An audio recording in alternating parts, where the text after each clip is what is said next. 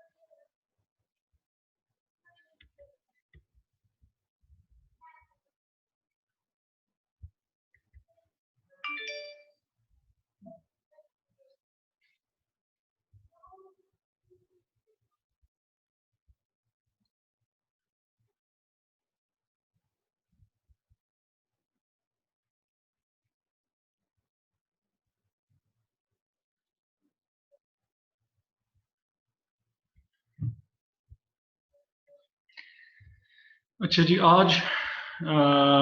हमने जो डिस्कस करना है वो लास्ट टाइम हमने एसेट रिप्लेसमेंट की जो है वो बात की थी और आपको क्वेश्चंस दिए थे कुछ करने के लिए। और आज जो है वो हम ये देखेंगे कि अगर जब हम रिस्क बीच में इन्वॉल्व करें कैपिटल बजटिंग में तो फिर जो है वो क्या होता है। तो सबसे पहली चीज़ जो इसमें है वो ये कि जो स्टैंडर्ड डिविएशन आपने कैलकुलेट करनी होगी या कोएफिशिएंट ऑफ वेरिएशन है या ये जो एक्सपेक्टेड वैल्यू है, जैसे 12-7 की बात हो रही है, तो ये है क्या और इसमें इनकी ज़रूरत जो है वो क्या पड़ती है। और तो रिस्क जो इन्वॉल्व करना है ये उसका अभी इंट्रोडक्शन है। Wuang Industries is considering a proposed project whose estimated NPV is 12 million. This estimate assumes that economic conditions will be average. However, the CFO realizes that conditions could be better or worse. So she performed a scenario analysis and obtained these results. अब इसमें जो main जो बात हुई है वो ये है कि अब एनपीवी उन्होंने जो बेस लाइन एनपीवी है वो उन्होंने कैलकुलेट पहले से आपको करके जो है वो बताई हुई है। एक प्रोपोज प्रोजेक्ट है और उसकी एनपीवी वो कह रहे हैं कि वो 12 मिलियन है। अब ये ज़रूर जहन में रहे कि बात यहाँ पे उसकी नहीं हो रही, यानी कैश इनफ्लो या उसकी बात नहीं हो रही है। बात बेसिकली हो रही है एनपीवी की। इसका मतलब है कि उन्होंने कैश आउटफ्लोज को और कैश इनफ्लोज को पहले से ही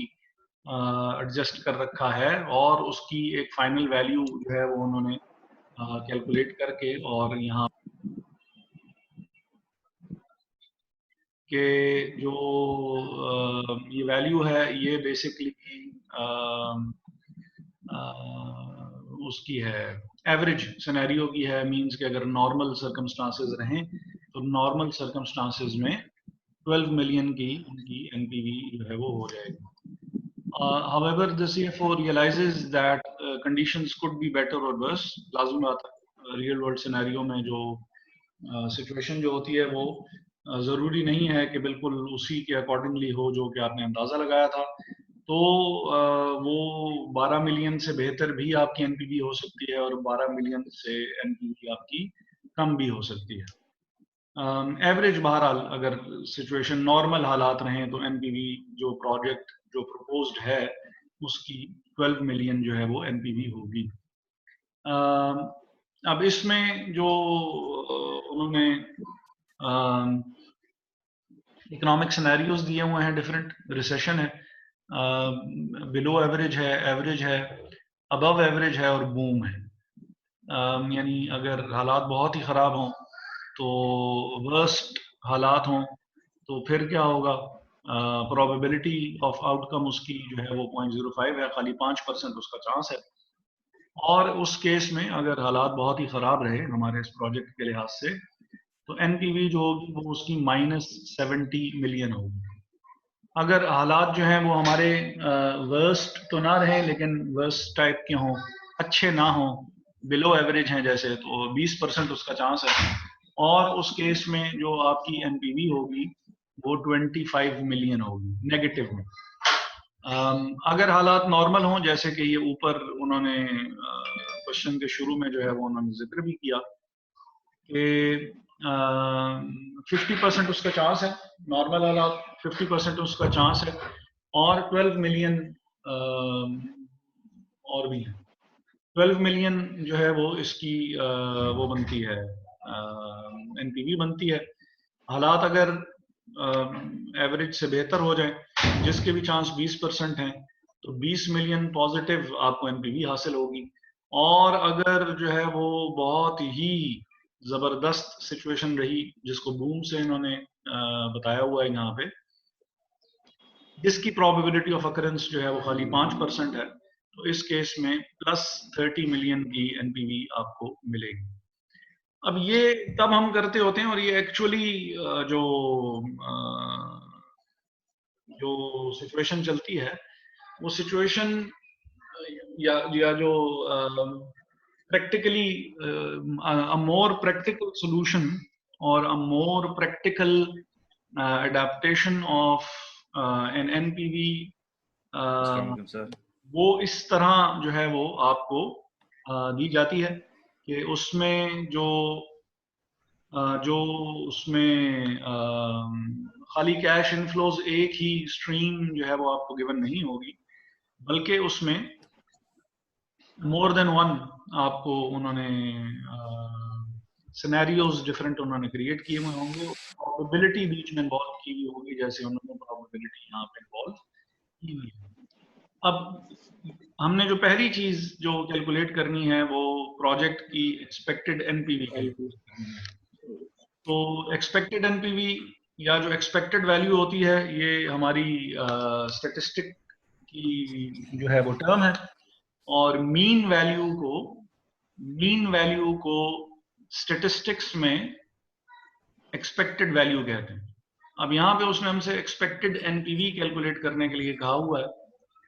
मतलब इसका ये हो गया कि उसने हमें मीन वैल्यू कैलकुलेट करने के लिए यहाँ पे उसने बात की है। नॉर्मली मीन जो है वो डिफरेंट उसमें तरीके में, अब स्टैट्स बहुत पहले जो है वो पढ़ी होगी आप लोगों ने, लेकिन जो है उस वक्त एक एक्स होता था, और सपोज के सिनेरियो नंबर 1 के 1 2 3 4 5 जो है वो 5 वैल्यूज हैं हमारे पास। तो अगर तो बहुत ही सिंपल सा आपने मीन कैलकुलेट करना हो, तो इन तमाम वैल्यूज को आप ऐड कर लिया करते हैं, इन तमाम वैल्यूज का टोटल जो है वो 15 आ जाएगा। और क्योंकि ये जो है वो 5 वैल्यूज हैं, तो 15 को जब हम 5 से डिवाइड करेंगे, तो मीन वैल्यू जो है वो 15 डिवाइडेड बाय 5 वो हमारे 3 आ जाएगी। अब सिचुएशन अगर थोड़ी सी मजीद कॉम्प्लेक्स की जाए, तो वो ये है कि अगर फ्रीक्वेंसी भी साथ में यहाँ पे इन्होंने अगर दी भी हो। फ्रीक्वेंसी क्या चीज है? फ्रीक्वेंसी ये है कि हमारे डेटा में एक कितनी दफा अपीयर हो रहा है। सपोज आपने ऑब्जर्वेशंस जो हैं वो लीन तकरीबन कोई 10 के करीब, और 10 में से जो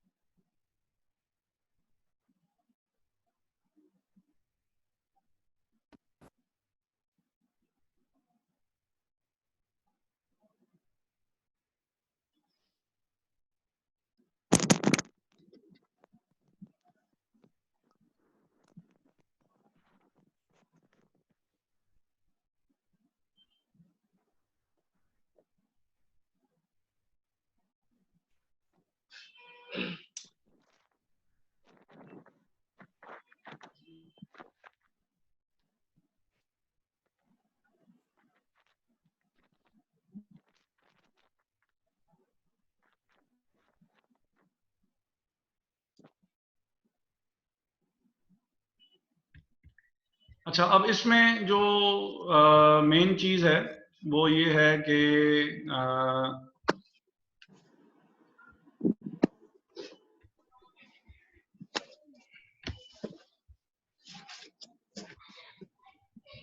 अच्छा, मेन चीज है वो एक तरीका तो उसको कैलकुलेट करने का वो ये है कि एक तरीका कैलकुलेट करने का, ये पता नहीं वॉल्यूम क्यों,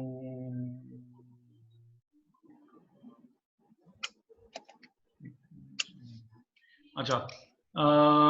एक तरीका इसको कैलकुलेट करने का वो ये है कि हमने सिंपली एक्स को हमने टोटल किया और टोटल करके हमने टोटल ऑब्जर्वेशंस पे डिवाइड कर दिया, तो हमारे पास आंसर 3 आ गया था। अगर फ्रीक्वेंसीज गिवन हो कि डाटा जरा थोड़ा सा ज्यादा हो, खाली 5 ऑब्जर्वेशंस पे बेस ना करता हो बल्कि बहुत ज्यादा ऑब्जर्वेशंस पे बेस करता हो, तो फिर हम क्या करते हैं कि अगर उसको फ्रीक्वेंसी कहते हैं कि वो हमारे डाटा में वो कितनी दफा टोटल जो थी वो 5 ऑब्जर्वेशंस नहीं थी बल्कि 16 ऑब्जर्वेशंस थी, जिसमें से 1 एक 4 दफा अपीयर हुआ, 2 5 दफा अपीयर हुआ, 3 2 दफा अपीयर हुआ, 4 2 दफा अपीयर हुआ, 5 3 दफा अपीयर हुआ, तो टोटल 16 ऑब्जर्वेशन, जिसमें से फ्रीक्वेंसी इनकी इस तरह थी। अब यहाँ पे जो मीन कैलकुलेट करने का तरीका जो है वो जरा थोड़ा सा चेंज हो जाता है। हम summation F x divided by summation F जो है वो हम लेते होते हैं। तो समेशन एफ एक्स जो है वो 14 और 6 20 20 और 28 28 और 33 और 43, 43 को हम डिवाइड करेंगे, 43 को हम डिवाइड करेंगे 16 से, और 43 को जब हम 16 से डिवाइड करेंगे तो हमारे नहीं सॉरी 43 को 16 से जब हम डिवाइड करेंगे तो हमारे पास जो आंसर आ गया वो आंसर हमारे पास आ गया डिवाइडेड बाय 16, तो मीन वैल्यू हमारे पास आ गई 2.68। 2.6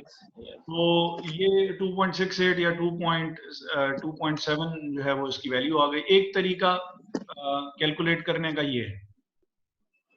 अब यहाँ पे भी जो गौरतलब बात है, ये समझानी इसलिए जरूरी है ये सारी बात क्योंकि इसका ताल्लुक हमारी ये जो एक्सपेक्टेड एनपीवी है उसके साथ है कि पहला काम हमने क्या किया कि हमने जो सिर्फ x अगर हमारे पास गिवन था, सिर्फ वैल्यूज गिवन थी, तो हमने उन वैल्यूज को टोटल किया और उसको टोटल वैल्यूज से डिवाइड कर दिया, उसकी एक सिंपल सी उसकी हमने एवरेज निकाली और वो एवरेज जो है वो हमारे पास 5 आ गई। सेकंड फिर हमने क्या किया कि अगर नंबर ऑफ ऑब्जर्वेशन ज्यादा है तो फिर हमने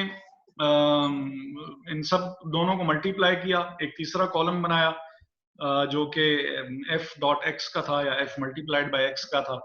और हमने मल्टीप्लाई करके एक उनकी वैल्यू कैलकुलेट की और वैल्यू कैलकुलेट करने के बाद फिर हमने उनको डिवाइड करके और अगेन किया हमने डिवाइड ही, लेकिन टोटल ऑब्जर्वेशंस जो थी टोटल ऑब्जर्वेशंस से डिवाइड करके which were 16 rather than 5, तो we got a mean value of 2.68। अब अगर तीसरा काम जो है वो ये भी हो सकता है कि अगर जो है वो जैसे यहाँ पे है कि अगर प्रोबेबिलिटीज गिवन हो, हमारी जो वैल्यूज हैं वैल्यूज की प्रोबेबिलिटीज गिवन हो। अब ये तमाम वैल्यूज जो एनपीवी की दी हुई हैं, दीज वैल्यूज आर एक्स, और अब हमें उसकी प्रोबेबिलिटी दे दी गई है, तो प्रोबेबिलिटी होती ही ये है जो कि आउट ऑफ 100 या आउट ऑफ टोटल, अब इन सब को भी आप ऐड करें तो ये 5 और 20 25 हो जाएंगे, 25 और 50 75 हो जाएंगे, 75 और 20 95 हैं, 95 और 5 100 है। तो total probability is always equal to 1% या 100%, अगर आप उसे इज ऑलवेज इक्वल टू 1 और 100%। तो हमारे पास पहले से ही यानी टोटल नंबर ऑफ ऑब्जर्वेशंस पे हमने डिवाइड करके और पर जो पर वैल्यू जो उसकी जो जो जो पर ऑब्जर्वेशन जो उसकी वैल्यू बनती थी वो हमने पहले ही निकाली हुई है। तो इन दैट केस हमें अगर उसकी मीन वैल्यू कैलकुलेट करनी है तो मीन वैल्यू जो है वो कुछ ऐसे कैलकुलेट होगी कि x अगर हमारे पास पहले से ही दिया हुआ है जो कि 1 2 3 4 5 है और ये f के बजाय उसकी हमें प्रोबेबिलिटीज दे दी जाती हैं। प्रोबेबिलिटीज अगर हमें दे दी जाती हैं, f नहीं दिया जाता, फ्रीक्वेंसी नहीं दी जाती, बल्कि हमें प्रोबेबिलिटी जो है वो प्रोबेबिलिटी बता दी जाती है। तो हम करेंगे क्या कि अब बीच में ये याद रखना है कि फिर f और ये fx वाला कॉलम नहीं होगा। ऑब्वियसली या वो हो सकते हैं या प्रोबेबिलिटी हो सकती है, और प्रोबेबिलिटी हम सपोज कर लेते हैं कि 0.2 है, और 0.2 0.2 0.2 0.2 सॉरी 0.2, नेक्स्ट की भी 0.20, नेक्स्ट की भी 0.20, नेक्स्ट की भी 0.20 और नेक्स्ट सब की इक्वल प्रोबेबिलिटी है हम सपोज कर लेते हैं। और 5 वैल्यूज थी, तो इन 5 का जो टोटल होगा ये 0.2 0.2 0.2 0.2 0.2 that will sum up to be 1। और अब अगर जब हम इसका मीन वैल्यू कैलकुलेट कर रहे होंगे तो हम उसको एक्सपेक्टेड वैल्यू कहेंगे। एक्सपेक्टेड वैल्यू नाम ही बता रहा है कि because it is based on a probability, तो this is the expected value. तो ये ऐसे हो सकता है, 0.2 से मल्टीप्लाई करेंगे तो ये 0.20 हो जाएगा, और 2 को जब आप 2 को जब आप मल्टीप्लाई करेंगे,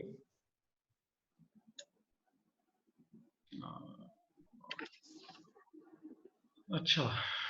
तो प्रोबेबिलिटी सबकी ही 0.2 थी, और 2 को जब आप 0.2 से मल्टीप्लाई करेंगे तो ये 0.4 हो जाएगा,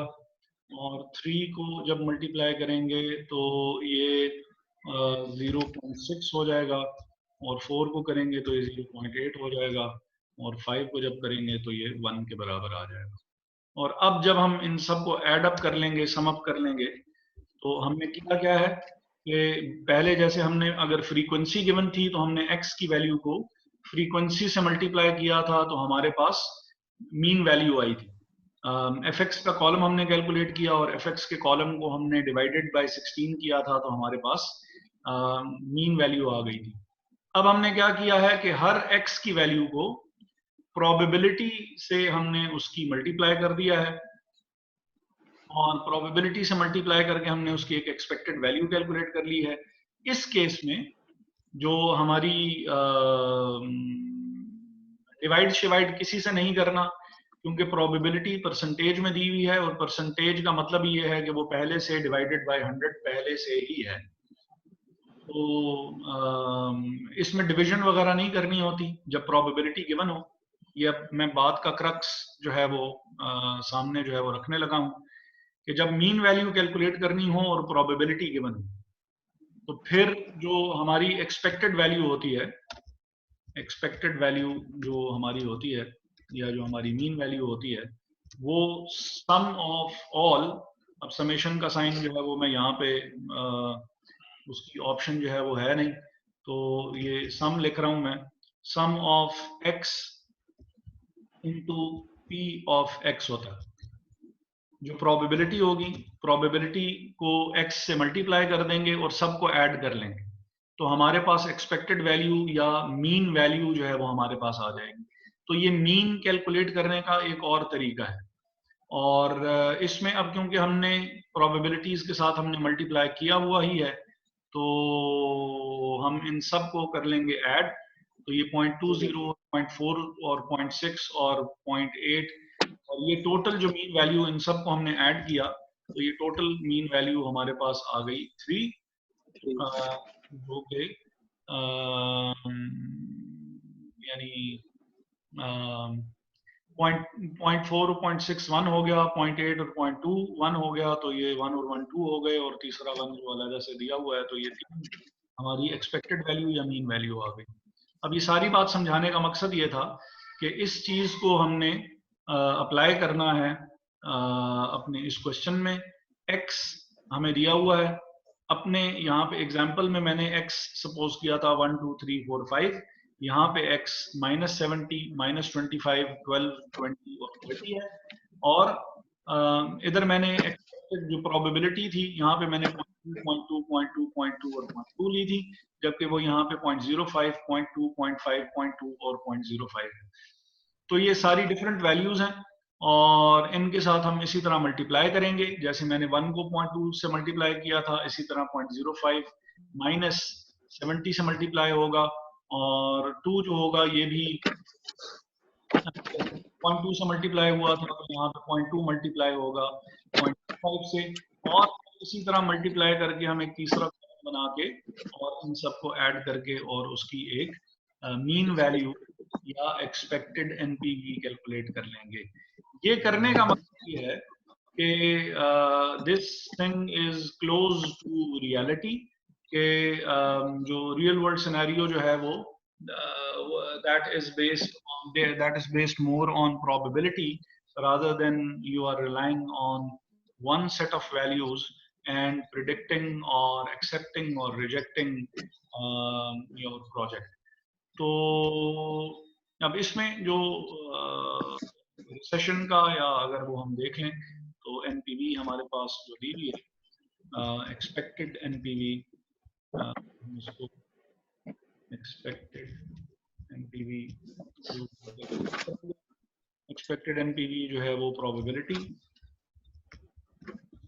और इसको हमने मल्टीप्लाई करना है एनपीवी के साथ, तो हमारे पास जो है वो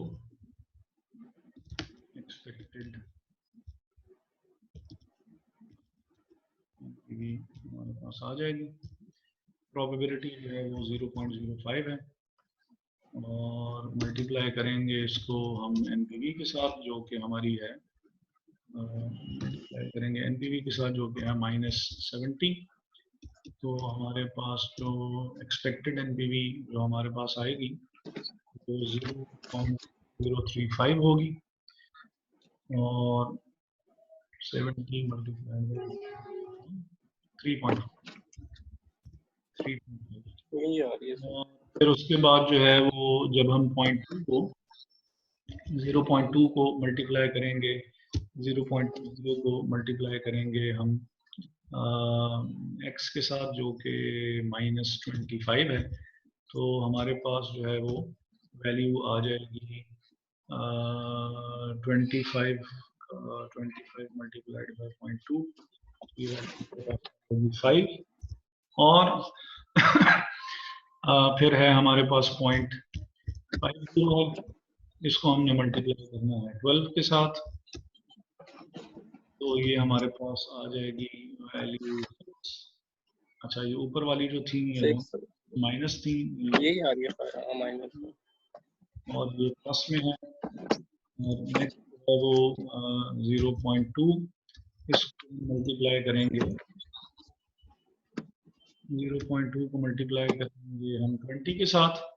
तो हमारे पास वैल्यू आ जाएगी 20 का 10% 2 हो गया, और ये 4 आ जाएगी, और जो है वो 0.05 है, तो इसको हम मल्टीप्लाई करेंगे 30 मिलियन से, 40 के साथ, तो हमारे पास वैल्यू आ जाएगी 30 का 1.5। अब हमने जब इसकी एक्सपेक्टेड वैल्यू कैलकुलेट करनी है, तो expected value is the sum of all these values, तो -8.5 है हमारे पास, और -8.5 को इसमें 11.5 जो है वो हमने डिडक्ट किया, तो हमारे पास जो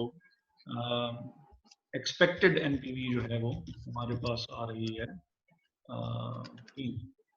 तो आज की जितनी भी एग्जांपल्स हैं उसमें वैल्यू 3 ही आ रही है, लकीली 3 मिलियन जो है वो हमारे पास हम एक्सपेक्ट कर सकते हैं कि हमारी एनपीवी आएगी। याद रहे कि उन्होंने ये खुद से कैलकुलेट करके दी हुई है, ये अब एनपीवी है, तो यहाँ पे कैश आउटफ्लो और कैश इनफ्लोज उसने फिलहाल नहीं बताई हुई। Cash outflow worst case scenario में या रिसेशन के सिनेरियो में ऑब्वियसली जरा थोड़ी सी डिफरेंट होगी, और जो बिलो एवरेज है उस पे कुछ और होगी, और एवरेज पे इनफ्लोज कुछ और होंगी, और जो आउटफ्लो तो कॉमन ही रहेगी तमाम केसेस में। लेकिन अभी यानी जिस लेवल पे हम ये चीज़ पढ़ रहे हैं तो इसमें यही है कि वो सेम रहेगी, वरना ये भी हो सकता है कि कैश आउटफ्लो में भी शायद कोई चीज़ जो है वो ऐड या लेस की जा सकती हो। तो बहरहाल फिलहाल के लिए हम अज्यूम यही कर लेते हैं कि जो बेस केस हमारा जो बेस कैश आउटफ्लो है वो हमारी सेम रहनी है, और जो बाकी जो वैल्यूज हैं वो हमारी जो है वो ऑब्वियसली उसके साथ वक्त और हालात के लिहाज से वो चेंज होती रहेंगी, इकोनॉमिक कंडीशंस के लिहाज से। तो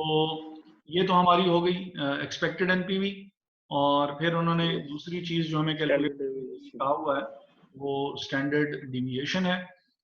स्टैंडर्ड डिविएशन जो है वो ये चीज शो करती है कि आप मीन वैल्यू से आप कितना आप यानी डिविएट कर सकते हैं।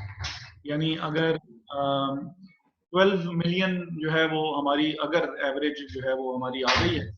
और हमारी सपोज के जो स्टैंडर्ड डिविएशन है वो स्टैंडर्ड डिविएशन हमारी जो है वो 3 है, तो इसका मतलब है कि जो हमारी मीन वैल्यू है इट कैन बी ईदर 15 और इट कैन बी 9। और 9 और 15 का जब आप एवरेज वैसे भी लेंगे तो एवरेज जो है वो आपकी 12 पे फॉल करेगी। अब यहाँ पे जब हमें उन्होंने बताया हुआ हो कि आपने प्रोबेबिलिटी जो है जब हमें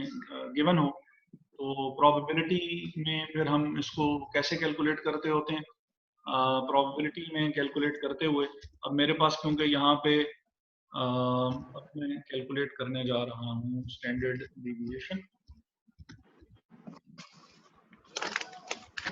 तो स्टैंडर्ड डिविएशन के लिए बेटा अभी यहाँ पे आप रहने।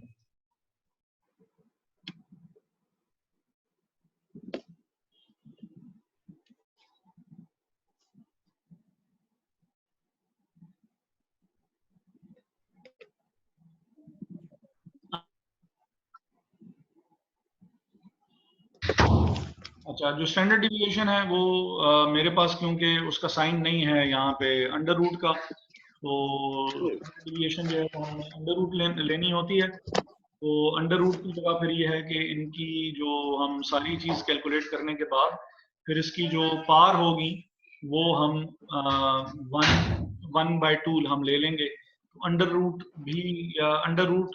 ना लगा सकते हो तो रेज टू द पावर ये सारी वैल्यू कैलकुलेट करने के बाद रेज टू द पावर 1/2 कर लेंगे। आपके पास क्योंकि कैलकुलेटर अवेलेबल होगा आप उसका अंडर रूट ले लीजिएगा जितनी भी वैल्यूज हम यहाँ पे लिखने लगे हैं। स्टैंडर्ड डिविएशन कैलकुलेट करते हुए प्रोबेबिलिटी ऑफ एनी आउटकम, जैसे हम रिसेशन की अगर हम वो देख रहे हैं तो इन तमाम चीजों को इनकी यानी जो स्टैंडर्ड डिविएशन होता है वो sum of under root of the sum of probability sum of p of x into जो आपका x है माइनस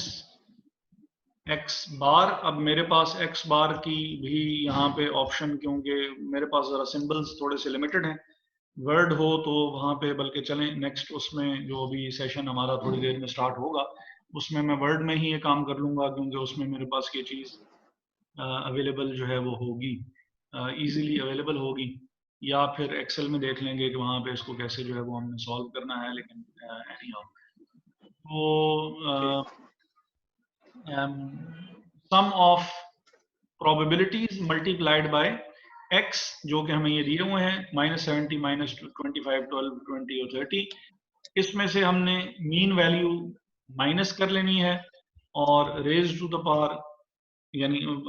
इसका स्क्वायर ले लेना है और इन सारी चीजों को हमने ऐड कर लेना है। और इसकी पावर जो है वो या इसको अंडर रूट ले लें, या अगर जैसे मेरे पास अंडर रूट की ऑप्शन अवेलेबल नहीं है तो मैं इसको ये सारा मल्टीप्लाई करने के बाद मैं इसको 1/2 से वैल्यू इसकी मैं ले लूँगा। तो अब हम इनको देख लेते हैं, कैलकुलेट कर लेते हैं। वैल्यूज़ तो हमारे पास ऊपर गिवन ही हैं और प्रोबेबिलिटीज़ भी गिवन है, तो इससे पहले के टाइम ख़त्म हो जाए तो अब समेशन का साइन मेरे पास यहाँ पे नहीं है तो हम इसको चलें फिलहाल के लिए इग्नोर करते हैं। प्रोबेबिलिटी जो थी वो 0.05 थी और ये मल्टीप्लाई होगी P ऑफ अच्छा प्रोबेबिलिटी तो हो गई। x जो है वो हमारे पास है -70 और -70 में से जो x बार था या जो मीन वैल्यू थी इसको माइनस मीन ही लिख देते हैं ताकि ये कंफ्यूजन जो है वो क्रिएट ना करे। 70 में से माइनस कर लेंगे आप 3 और इसका आप ले लेंगे स्क्वायर और इसमें फिर हम करेंगे ऐड। ये एक वैल्यू हो गई हमारी, फिर हमारी थी 0.20 और इसको मल्टीप्लाई करेंगे आप इसकी अपनी वैल्यू से जो कि मल्टीप्लाई होगा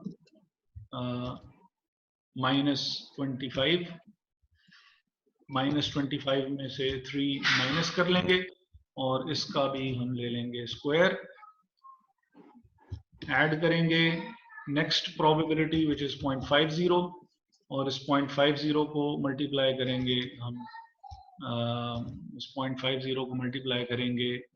हम 12 के साथ, हाँ 12 और 12 में से 3 माइनस करके और इसका भी हम स्क्वायर ले लेंगे और प्लस करेंगे हम इसमें नेक्स्ट प्रोबेबिलिटी विच इज 0.20 और इसको हम मल्टीप्लाई करेंगे 4 माइनस 3 के स्क्वायर से और लास्ट पर जो है हमारे पास 0.05 मल्टीप्लाइड बाय x विच 30 और इसमें से हम माइनस करेंगे 3 और raise to the power square इसका हम, और इसको हमने या तो अंडर रूट ले लेते हैं या इसकी जो पावर होगी वो 1/2 कर लेंगे। तो जब हमने सारी चीज को लेट मी सी कि मैंने कोई गलत तो नहीं लिखा हुआ, 0.05 इंटू -70 का स्क्वायर, और ये स्क्वायर इसलिए हम ले रहे हैं क्योंकि जो भी नेगेटिव वैल्यूज होंगी वो फिर पॉजिटिव वैल्यूज में कन्वर्ट हो जाएंगी। जैसे ये पहले वाली है तो ये -73 हो जाएगी, -73 का स्क्वायर लेंगे तो that will turn into a positive value. इसी तरह -25 और -3 जो है वो -28 हो जाएंगे और -28 का स्क्वायर लेंगे तो वो वैल्यू पॉजिटिव में चली जाएगी। तो खैर ये सारी जो है वो 0.5 12 -3 है और स्क्वायर है और ये ठीक लिखा हुआ है। तो ये सारे का सारा जब हम सॉल्व करेंगे तो सॉल्व करने के बाद हमारे पास इसकी एक जो स्टैंडर्ड डिविएशन जो है वो हमारे पास आ जाएगी, और स्टैंडर्ड डिविएशन जो है जो हमारे पास आ रही है वो स्टैंडर्ड डिविएशन हमारे पास आ रही है 23.62 मिलेगा। अब ये स्टैंडर्ड डिविएशन क्या होती है? स्टैंडर्ड डिविएशन जैसे मैंने अभी भी थोड़ी देर पहले भी मैंने बात बताई थी कि standard deviation is the value is the deviation is the variation that you are expecting in the mean value। मतलब ये है कि जो आपकी NPV है आप एक्सपेक्ट कर रहे हैं कि it will be either 3 million जो कि मीन वैल्यू थी, तो आपकी जो x की वैल्यू है, x की वैल्यू फ्लक्चुएट करेगी 26 मिलियन से लेके और -20 मिलियन के बीच में जो आप एक्सपेक्ट कर रहे हैं स्टैंडर्ड डिविएशन के लिहाज से। और लास्टली जो हमारे पास कोएफिशिएंट ऑफ वेरिएशन जो होता है, कोएफिशिएंट ऑफ वेरिएशन यानी जो स्टैंडर्ड डिविएशन होती है वो मीन वैल्यू में ऐड भी होती है और मीन वैल्यू में से लेस भी होती है। और आपके पास ऐड करके या आपके पास लेस करके और फिर आप ये देख लेते हैं कि मेरी रेंज क्या बनती है, मिनिमम वैल्यू क्या हो सकती है, मैक्सिमम वैल्यू कहां तक जा सकती है। मिनिमम और मैक्सिमम वैल्यू का जो बीच होगा